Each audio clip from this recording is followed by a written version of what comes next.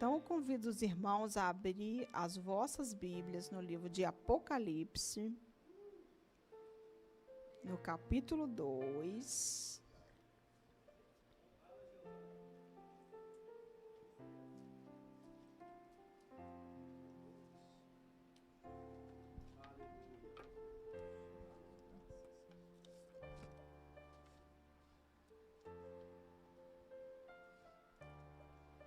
Capítulo 2, do 1 ao 7. E nós sabemos, como a pastora acabou de falar, a Bíblia ela é contemporânea. A Bíblia foi escrita há mais de 2000 anos atrás. E hoje ela continua sendo o manual do cristão, né? Como ela serviu há 2000 anos atrás, ela serve hoje. E se caso a nossa geração passe, ela vai continuar valendo a mesma coisa para as gerações que virão depois de nós.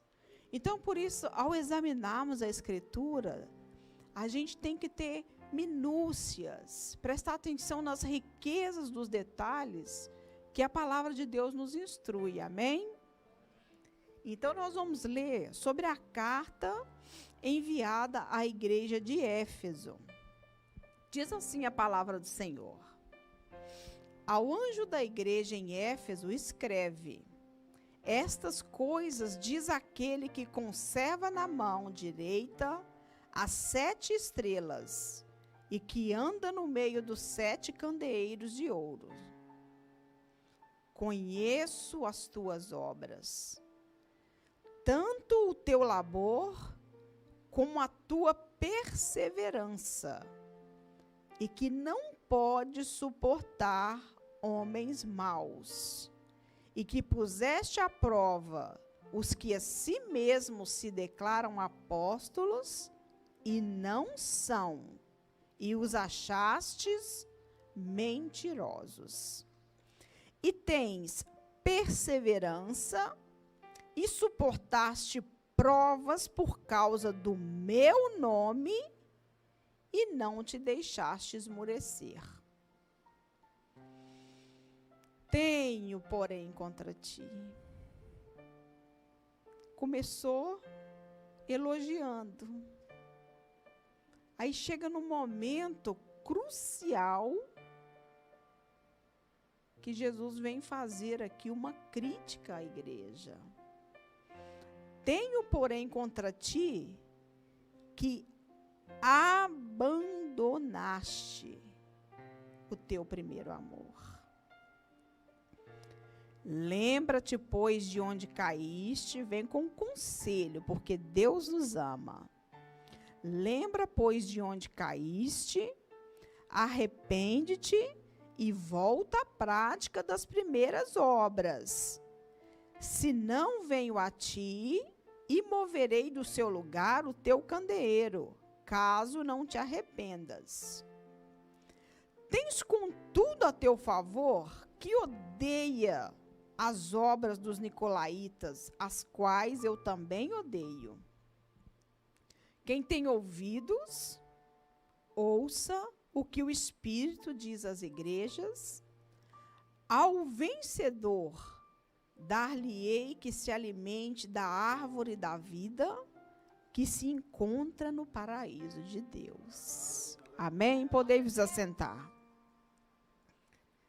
Então, isso não é só uma carta, amados. Isso está escrito para mim e para você hoje.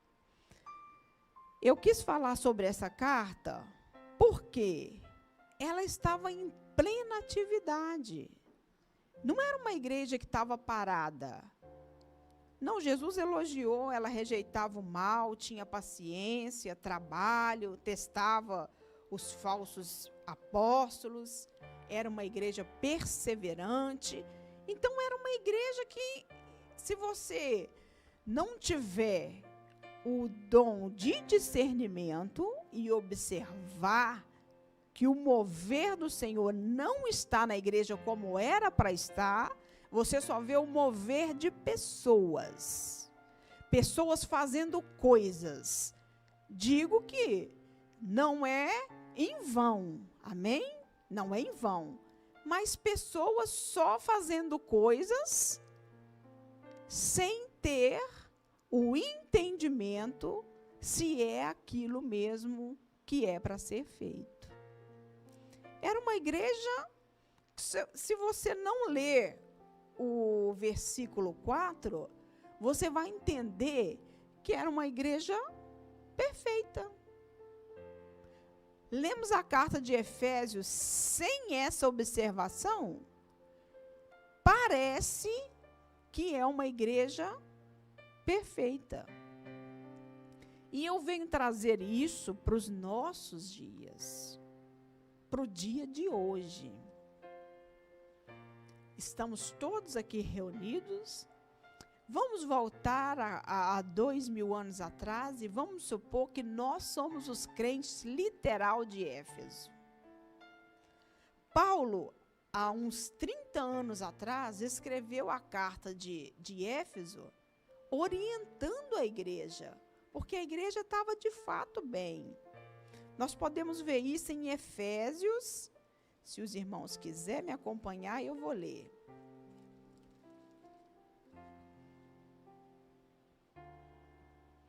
Efésios 1, no capítulo 1, versículo 15. Paulo faz uma oração linda, e na oração, quando nós oramos também, nós expomos a nossa vida. Paulo expôs como é que estavam os crentes de Efésios. Isso bem antes de o apóstolo João ter recebido essa revelação lá na ilha de Patmos, da carta à igreja de Éfeso.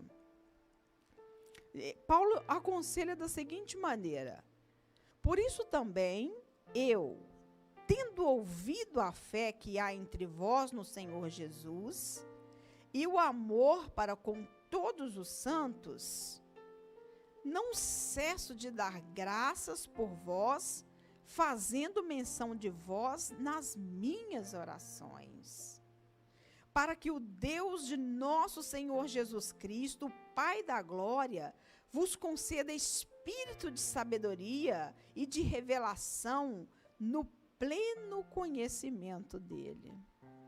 Iluminados os olhos do vosso coração, para saberdes qual é a esperança do seu chamamento, qual a riqueza da glória da sua herança nos santos, e qual a suprema grandeza do seu poder para com os que cremos, segundo a eficácia da força do seu poder. Se nós pararmos atentamente, eu aconselho vocês, uma hora vir ler a carta de Efésios e ver como Paulo fala daquela igreja. A igreja estava no primeiro amor. Ela amava o Senhor Jesus. Por isso ele ora desta maneira. Ela fazia as obras, mas ela sabia para quem que ela estava fazendo. Ela sabia a quem ela estava sendo dirigida. Hoje, nós fazemos muita coisa por nós mesmos. Porque, desculpe lá, mas muitos de nós já perdemos o amor a Cristo e amamos a nós mesmos, amamos as nossas ideias, amamos os nossos próprios projetos, amamos aquilo que estamos fazendo, e não é porque está dando certo. É porque, na verdade, nós estamos distantes da vontade do Senhor e queremos fazer algo, um movimento. A gente precisa fazer um movimento. A gente precisa fazer qualquer coisa para parecer que estamos vivos. É uma gravidade a igreja que não ama a Jesus. A palavra de Deus, ela nos orienta: aquele que me ama, guarda os meus mandamentos.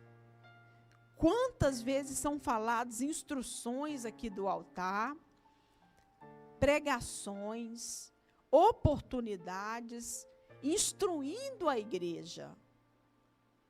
E o que nós temos feito com isso? Eu falo sempre, vou falar, o meu coração corrói. E na minha oração é: Deus, eu preciso te servir melhor. E tudo que eu faço, falo: Deus, será que é isso que o Senhor quer que eu faça?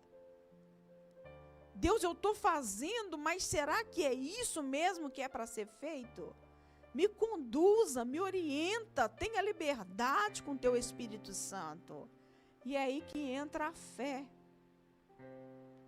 Eu tenho que ter esse coração primeiro, levar isso em conhecimento ao Senhor, para experimentar de ser conduzida pelo Espírito Santo de Deus. A igreja que não é conduzida pelo Espírito Santo de Deus é aquela que não ama o Senhor Jesus. Como a pastora estava orando aqui hoje, e ela disse: nós não somos obrigados a estar aqui. Por mais que nós temos uma pastora, temos um pastor, temos uma liderança, ninguém é obrigado a estar aqui nesta manhã. Mas se você veio, tire proveito disso. Tire proveito disso. Deus, eu preciso crescer, eu preciso melhorar, eu preciso voltar às práticas das primeiras obras. Não é só de quando nós convertemos ao Senhor, não. É de todas as vezes que nós estivemos mais perto do Senhor na caminhada, nas lutas, nas dificuldades, na bonança.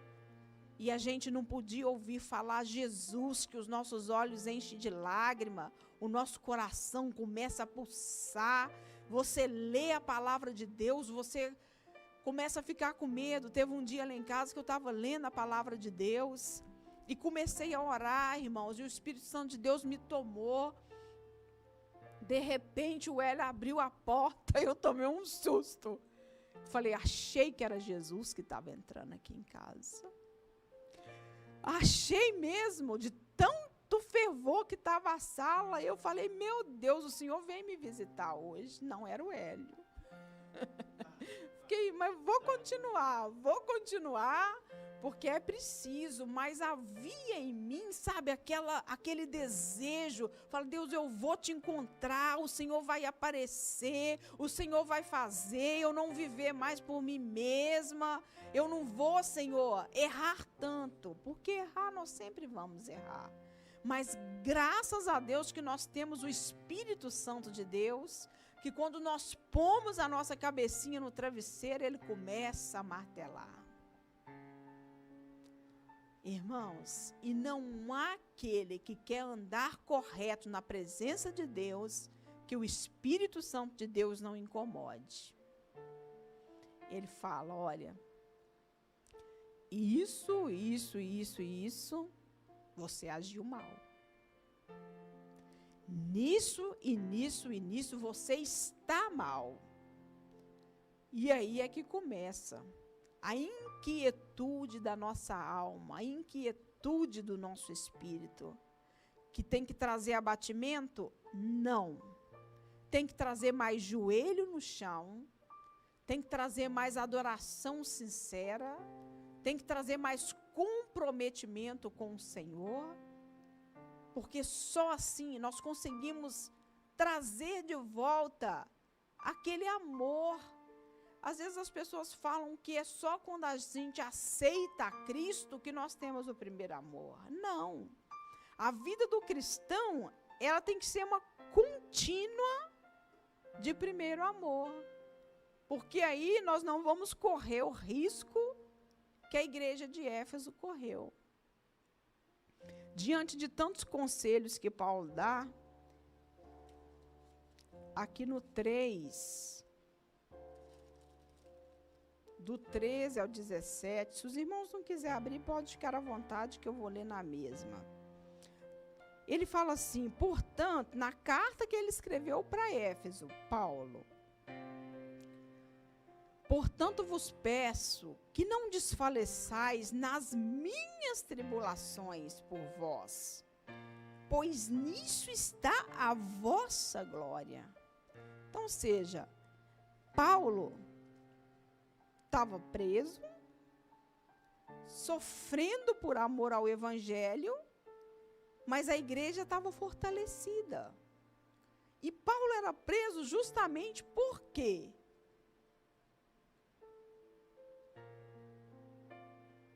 Porque ele conseguia fazer a vontade do Senhor. Ele conseguia fazer a vontade do Senhor, amém? Eu quero trazer um exemplo para nós, dentro da Bíblia, de uma história em que você perdeu tudo isso que está na igreja de Éfeso. O capítulo 4 diz assim, o versículo 4, tenho, porém, contra ti que abandonou, deixou. A igreja continua trabalhando, mas ela abandonou Jesus. É como se todos nós continuássemos aqui dentro da igreja, eu não vou medir ninguém, mas é como se nós continuássemos fazendo tudo e não amássemos ao Senhor. E isso é revelado através das nossas atitudes. E isso é revelado através da falta da presença de Deus. Quantas das vezes nós queremos, eu sei que Deus está presente neste lugar. Eu sei que Ele está agindo. E eu sei que Ele está falando conosco. Mas quantas são as vezes que a pessoa entra aqui fria e sai gelada? Porque ela não ama a Cristo. Ela já não medita mais nas Escrituras. Ela não dobra mais o joelho para orar. E entra aqui dentro esperando uma mágica. Que não vai acontecer. Porque isso é individual. A relação de Cristo é individual. Tem aqui muitas cabeças. Cada uma a sua sentença. A relação com Cristo, ela é individual. Eu quero dar o exemplo de Sansão. Sansão, gente, ele foi... A história de Sansão, o começo dela foi uma coisa maravilhosa. A mãe dele era estéril, apareceu um anjo do Senhor para ela e falou para ela todas as condições que ela deveria ter, porque ela ia gerar um menino que seria separado, nazireu de Deus, orientou ela o que fazer, creio que os irmãos conhecem bem a história, e ela falou depois para o marido dela o que tinha acontecido. Ele falou, não, se é da parte de Deus, quando ele aparecer de novo, você me chama. E o anjo apareceu de novo para ela, mas o pai não estava presente. Ela falou, espera que eu tenho que chamar meu marido. Manoá veio e viu e falou, olha, então, o que é que faremos com esse menino? Como será o proceder dele?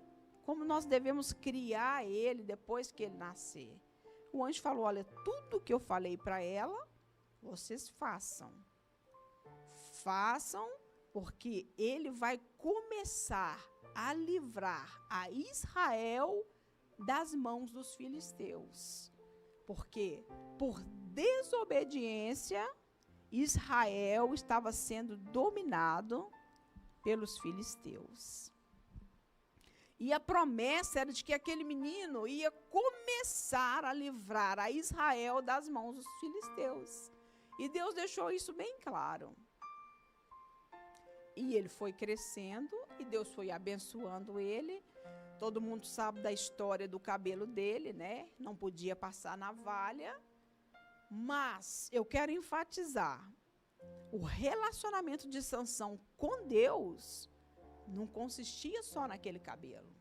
Consistia na obediência. Uma relação de obediência e de compromisso dele e Deus.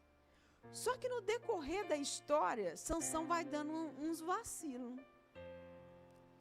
Vai dando uns vacilos assim, suave, sutil. E é o que acontece na nossa vida. Porque Deus também fez cada um de nós aqui com um projeto. Cada um de nós aqui, Deus, desde o ventre da nossa mãe, Ele estabeleceu um projeto para nós. E é um projeto maravilhoso. Porque Deus nos ama. E a gente não veio nesse mundo em vão. Porém, Sansão, com todo esse privilégio que ele teve de ter sido escolhido desde o ventre da mãe dele, aos poucos, ele foi fazendo coisas que era motivo de perder a presença de Deus, de perder aquilo que ele recebeu do Senhor, aquela unção. E às vezes, muitas vezes, nós recebemos uma porção do Senhor em determinada época da vida da gente. E Deus nos usa, Deus fala através das nossas vidas. E a gente vai escorregando em pequenas coisas. Mas aí a gente fala, não, Deus continua me usando. E está usando. Deus continua usando. E aí você, ao invés de se atentar, não, mas isso aqui eu não posso. Isso aqui eu não posso fazer, porque qualquer hora eu vou perder isso que está sobre a minha vida. Porque hoje eu vejo, irmãos, uma igreja muito caprichosa. Caprichosa no seguinte, ela gosta muito de fazer o seu querer. Ela gosta muito das suas próprias ideias, sem consultar a vontade do Senhor. A história de Sansão nos conta que quando ele estava descendo com os pais dele para tomar a mulher em casamento, a filha de um timnita, e ele encontrou com um leão novo, e o Espírito do Senhor se apossou dele de uma tal forma que ele rasgou aquele leão como rasga um cabrito, a palavra de Deus fala. Mas antes disso, é tão interessante ver como o Espírito Santo é que conduz, porque ele se interessou por uma mulher incircuncisa, como os pais deles dizem. E até falou para ele não casar com aquela mulher, que no meio dos irmãos dele tinha irmãs e tal, que ele poderia casar com ela. Mas a palavra de Deus fala que os pais dele não sabiam que era o Senhor que estava incitando Sansão para que de alguma forma ele se levantasse contra os filisteus, ele se posicionasse da forma que o Senhor queria. Então, o que eu quero dizer? Muitas das vezes também nós tomamos atitudes, temos atitudes que podem ser impulsionadas pelo Espírito Santo de Deus, quando nós amamos a Cristo. Os pais dele não sabiam. Então, ele matou o leão, não contou para os pais dele, seguiu o caminho. Outro dia, ele passando, foi ver o leão morto. E tinha lá na boca do leão o quê? Quem sabe? Pastora, não vale. Tinha na boca do leão um favo de mel. Mas ele era nazireu de Deus. Ele não podia tocar em coisa impura, em coisa imunda. Ele foi lá, pegou o cacho de mel, comeu, levou para os pais dele, mas não contou para os pais. Porque os pais certamente iriam repreendê-lo. Você não poderia ter feito isso, porque os pais sabiam como que ele devia se proceder.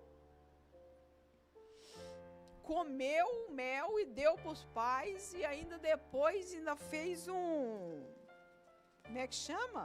Um enigma com isso, no dia do casamento lá. Mas o que eu quero dizer com essa história de Sansão? É que um dia ele se apercebe que o Espírito Santo de Deus já foi embora. Não move mais na vida dele. Mas por causa de detalhes, como esse que eu te falei. Tem na história de Sansão também, vocês lendo lá em Juízes. Juízes é o capítulo 13, o 14, o 15 e o 16. A história de Sansão. No 16 fala também que ele chegou em determinado lugar e se envolveu com uma prostituta. Foi ter com ela, ia preparar uma tocaia para matá-lo, mas ele escapou. E Sansão, ele cumpria cabalmente, enquanto estava com o Espírito Santo do Senhor, ele cumpria cabalmente a vontade de Deus. Mas os deslizes, todo mundo pensa que foi só quando ele conheceu Dalila. Mas quando ele conheceu Dalila, ele já tinha cometido muitos deslizes. E isso veio acumulando. Eu vejo a misericórdia do Senhor. Até ele conhecer a abençoada da Dalila. A Dalila recebeu uma proposta, olha, se você descobrir o coração dele e ele te contar em que consiste essa força dele, nós vamos te dar muito dinheiro. Era muito dinheiro mesmo. Aí tem pregação que fala que Dalila amava Sansão e que ela foi, ludibriada. Eu não sei. A pessoa que ama não troca ninguém por dinheiro, né? Então ela começou a tentá-lo. Diz para mim no que consiste a sua força. E no começo Sansão levou na brincadeira. Se me amarrar com um cipó novo e tal, 7 cordas. E nada dava certo. Mas ela tinha filisteus escondidos no quarto, para que, caso ele estivesse falando a verdade, eles pegariam ele. Ela fazia e depois falava: Sansão, os filisteus vêm contra ti. E ele arrebentava. É assim que você me ama, né? Não me conta a verdade. Porque se você me amasse de verdade, você contaria. Mulher desse jeito. Só que não foi só uma vez. A Bíblia relata só até a 4ª vez. Depois fala que ela atormentou tanto ele, que ele ficou com uma raiva de matar. E aí ela consegue descobrir o coração dele. E ele fala: olha, eu sou nazireu de Deus, desde o ventre da minha mãe. Olha o laço, caiu no laço. Eu sou nazireu de Deus, desde o ventre da minha mãe. Nunca passou navalha na minha cabeça. Se cortar o meu cabelo, eu perco toda a minha força. Aqui eu poderia falar que ele foi burro, mas ele foi muito além disso. Foi muito além disso. Perdeu tudo aquilo que o Senhor tinha dado para Sansão. Até a água de uma rocha saiu para ele beber, quando ele matou os filisteus lá, que o povo de Judá amarrou ele e ia levando ele cativo. Depois os filisteus apareceram e ele, com uma queixada de jumenta, matou muitos homens e depois ficou desfalecido com sede. E ele falou: Senhor, pelas minhas mãos o Senhor deu grande livramento a Israel, agora eu vou morrer aqui. Não convém, Senhor, que eu morra. E aí saiu água de uma rocha e ele bebeu e recobrou os sentidos e se fortaleceu de novo. Quantas chances Sansão teve? E quantas chances nós temos? E se nós for pôr na ponta do lápis os nossos deslizes? E hoje eu estou aqui cantando, adorando ao Senhor, bendizendo o nome dEle, mas eu sei das minhas falhas. Eu sei como está o meu coração. Não é só cobrar a Deus, não. É se autoavaliar também. Eu acho que se Sansão tivesse se autoavaliado, ele teria agido diferente quando ele estava com Dalila. Ele teria pensado, eu já vacilei demais com Deus e ainda tenho o Espírito do Senhor, porque ele de fato tinha. Eu vou ter que ler Juízes aqui, só um versículo.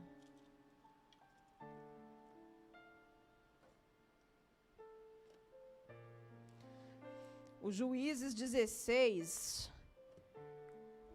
o 20, na última tentativa de Dalila, né?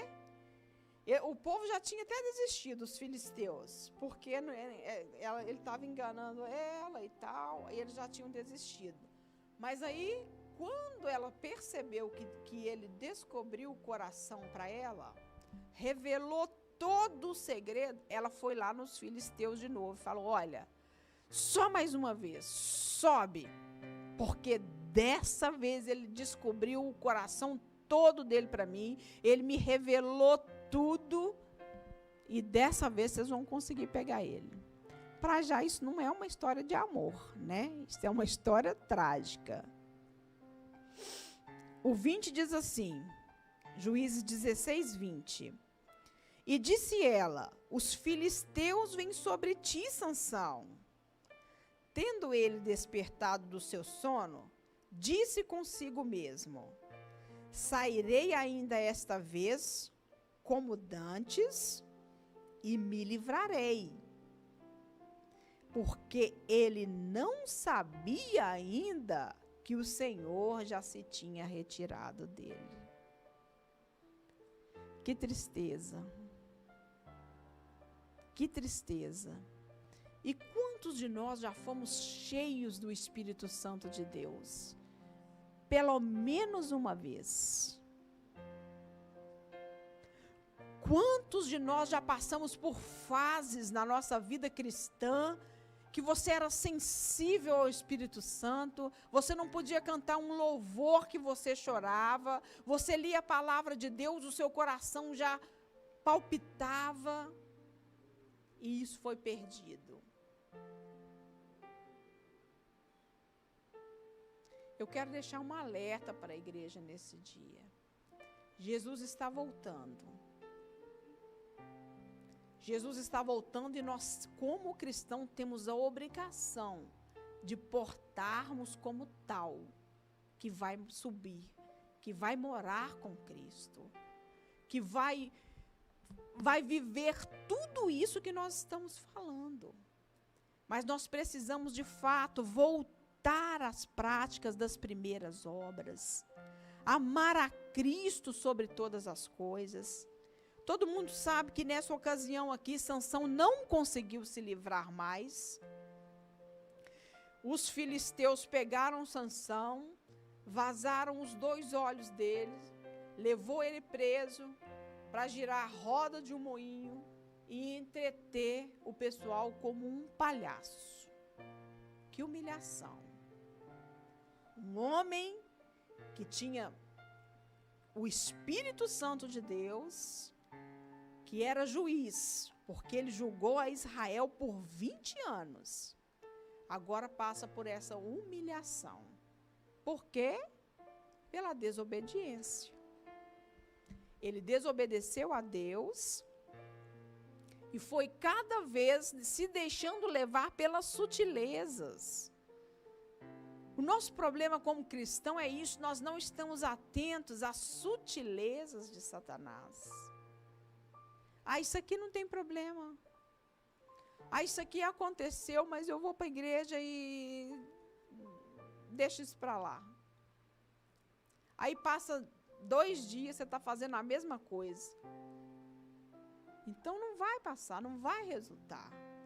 Nós temos que, irmãos, ter comprometimento com aquilo que o Senhor quer de nós, não com aquilo que nós queremos.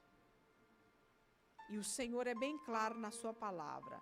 E se nós não atentarmos para a palavra de Deus, nós vamos sucumbir como aconteceu com Sansão. Mas graças a Deus que Sansão, enquanto estava lá sendo ridicularizado, o cabelo dele voltou a crescer. Mas não é só porque o cabelo dele voltou a crescer.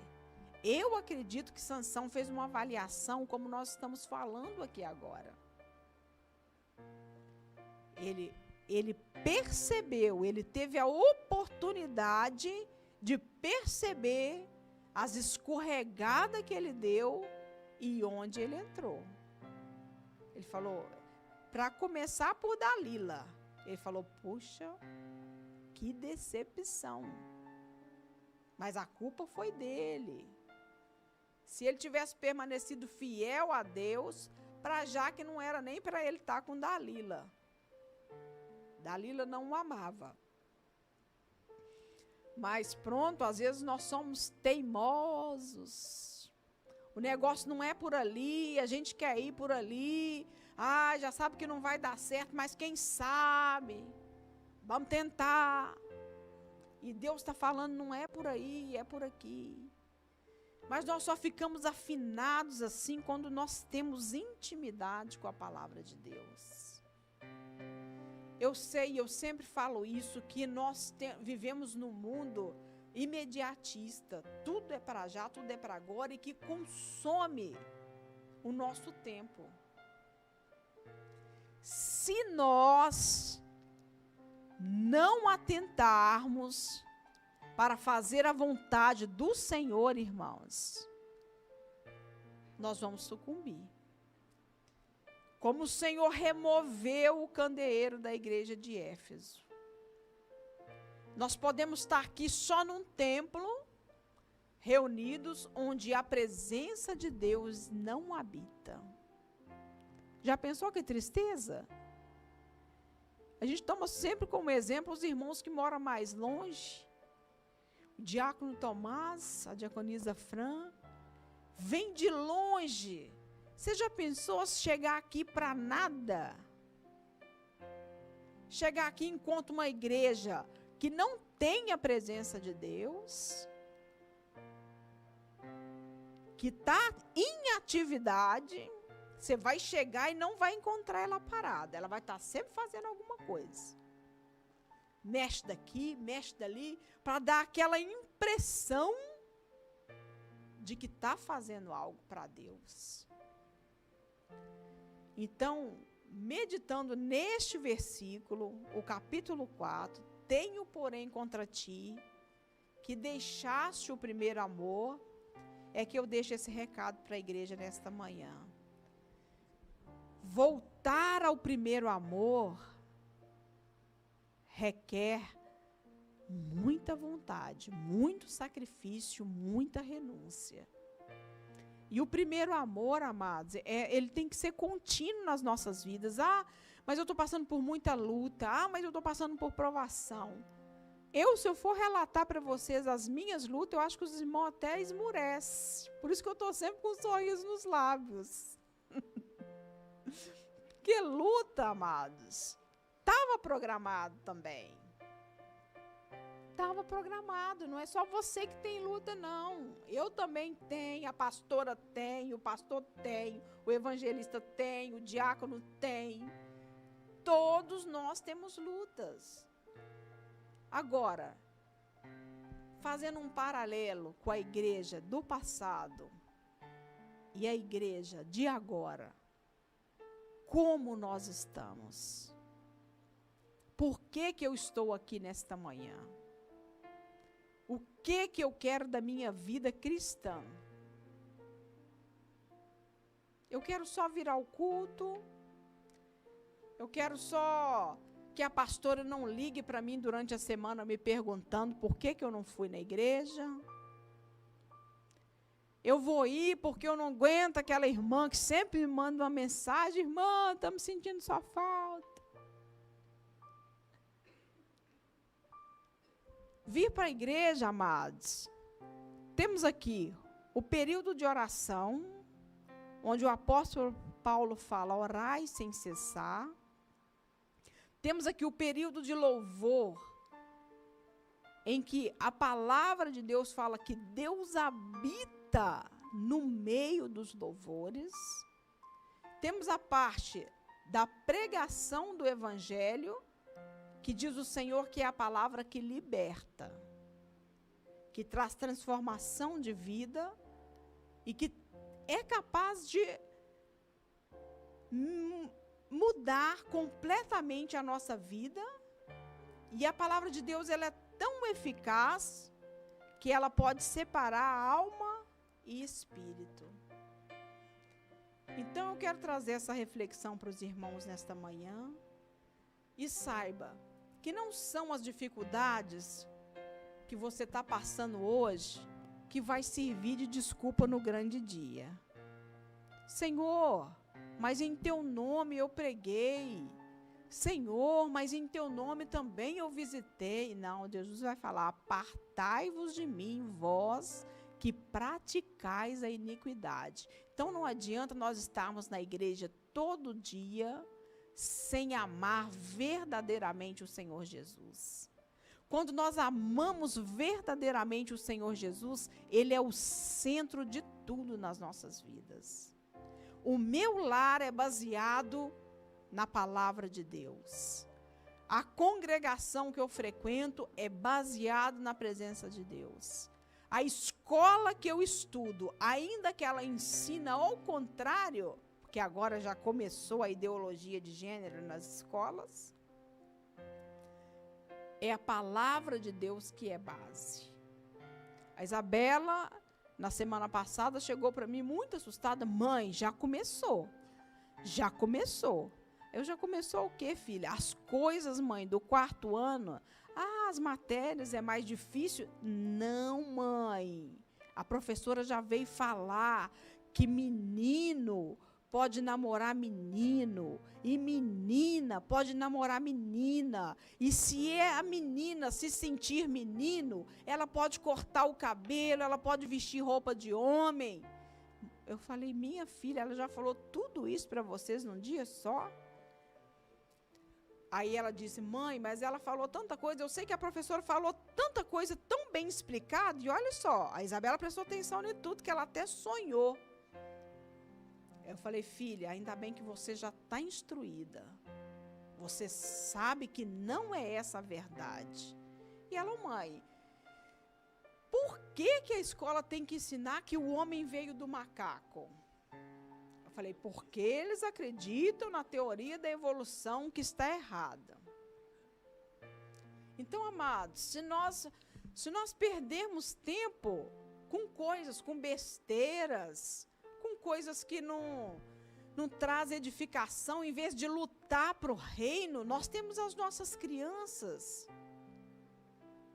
que é o alvo principal dessa ideologia de gênero, porque nós já estamos crescidos, nós já sabemos o que nós queremos, e graças a Deus já somos libertos.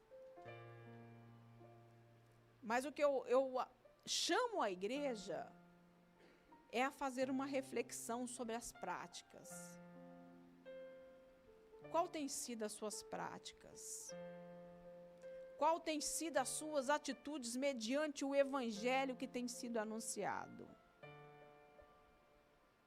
O que você tem feito? Eu não estou falando de coisas fora, eu estou falando de coisas pessoais, da sua vida pessoal. Porque se você cuidar do seu eu, meu irmão, você vai ser uma bomba atômica no reino das trevas. E isso não depende de A, não depende de B. Eu sei que a unanimidade nem sempre é unânime. A opinião dos irmãos diverge uma das outras. Mas se cada um basear nesta palavra, nós podemos fazer um estrago no reino das trevas. E será que nós temos feito? Ou será que o reino das trevas tem feito um estrago em nós? Era essa palavra que eu tinha para os irmãos hoje, e eu desejo do fundo do meu coração que os irmãos fiquem alicerçados no amor de Jesus. Porque quando nós amamos a Cristo, irmãos, eu não tenho como deixar de falar. Eu lendo a palavra do Senhor, na época da pandemia, as coisas ficaram muito difíceis para nós financeiramente. E eu falei, Deus, mas eu não posso baixar a guarda, eu preciso avançar. E tinha tanta conta para pagar, tinha a escola da Isabela que eu estava devendo, que era uma escola particular na altura. E eu falei, meu Deus. E quando eu li a palavra do Senhor, a palavra me confrontava. Eu falei, Deus, eu não quero ficar devendo ninguém. Dobrei o meu joelho, foi uma semana. Mas você sabe o que você olhar para o céu assim e ficar com vergonha de Deus? Eu não conseguia nem olhar para o céu. Mas isso é o temor no coração. E rapidinho o Espírito Santo de Deus me deu solução para aquelas questões. Eu falei, Deus, eu não quero sentir vergonha do Senhor pelo meu comportamento. O meu comportamento é que está errado e que está provocando essa vergonha. Mas que nós possamos fazer algo para mudar, porque às vezes a gente constata isso e não muda. Amém? Então que Deus abençoe a vida dos irmãos. Espero ter conseguido transmitir o recado para vocês. E peço a Deus que abençoe as vossas vidas. Amém? Agradeço a oportunidade em nome de Jesus.